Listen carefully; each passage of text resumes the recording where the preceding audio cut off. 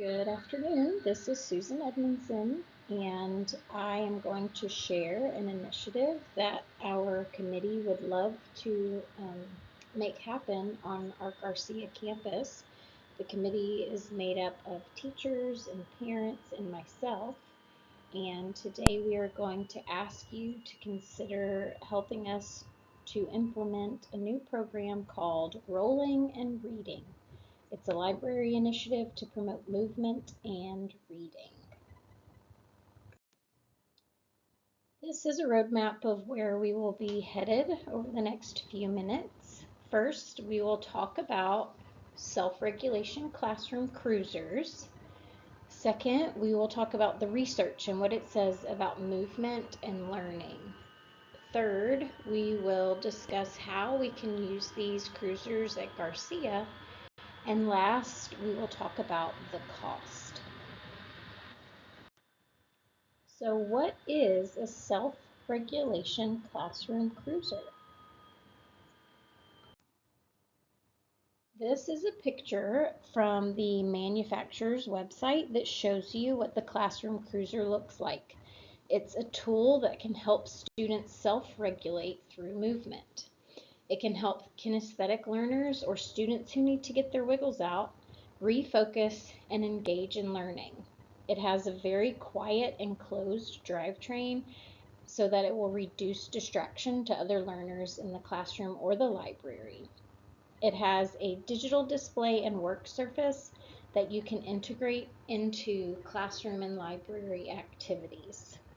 So it's a stationary bicycle specifically made for young students in a school, library, classroom setting, and it can give them the opportunity to be moving and to be engaged in learning while they are also getting their wiggles out. Next, let's look at some research and talk about what we know about movement and learning. The first article I found was entitled Meeting 24-Hour Movement Behavior Guidelines in Young Children, Improved Quantity Estimation and Self-Regulation. So this study took on the WHO recommendations for pre-K learners. They need to sleep for 10 to 13 hours, they need only 1 hour of sedentary screen time, and they need at least 3 hours of physical activity. So this study followed 4 to 5-year-old students to see if they got the recommended time for each of these activities and how it affected them in their learning. And the findings of this study expand our understanding of the value of physical activity on children's academic skills and self-regulation. Even for children ages 3 to 5 who are developing their self-regulation skills, physical activity accrued daily is related to better self-regulation.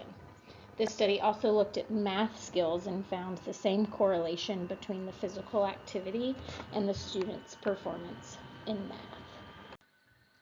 The second article and study was entitled Investigating the Impact of Learning Modality Shifts on K-12 Students' Physical Activity Participation During the COVID-19 Pandemic. So this study looked at students, particularly during the COVID-19 pandemic, who moved to distance learning. Distance learning made physical activity a challenge for a lot of learners. There was no PE, there were fewer organized sports, and just not as many activities and opportunities for them to be physically active. Participants in this study noted that their child had decreased physical, emotional, and mental health as a result of this loss of physical activity and interaction. 80% of the respondents indicated negative outcomes correlated with these changes in their child, with decreased physical health, and 79% with decreased mental health. So movement is incredibly important for all of our students of all ages, and when they don't have that, it can really affect their health and their learning. The third study that I found was entitled Boost Your Brain While Having a Break. They looked at 7 to 9-year-olds over 20 weeks that were broken into 3 different groups. One group had high physical exertion and high cognitive engagement. That was the combo group. One group had high physical engagement and low cognitive engagement, and that was the aerobic group. and the third group had low physical exertion and high cognitive engagement. So in summary, the results of this showed that only the combo intervention, the high cognitive engagement and high physical exertion, fostered significant increases in children's shifting performance. So again, it shows us that when students are able to be active and have physical activity incorporated into their day, it will have a positive effect. Now let's talk about how we would actually use these cruisers at Garcia. I think these cruisers would be great for a brain break. Students could utilize a pass to come to the library for a 5 to 7 minute break on the cruiser. It could also be used during library time as a reading station, so when students are in the library, they could use the cruiser as they're reading their library books. It could also be a behavior or work incentive, so students can earn the time to come to the library and ride the cruiser. Finally, let's talk about the cost. Each of these cost $1,090. I think that it would be ideal to have 2 cruisers in the library, so the cost would be approximately $2,200. I have $1,000 in the library account allocated to this, and so I would just need $1,200 to cover the rest of the cost.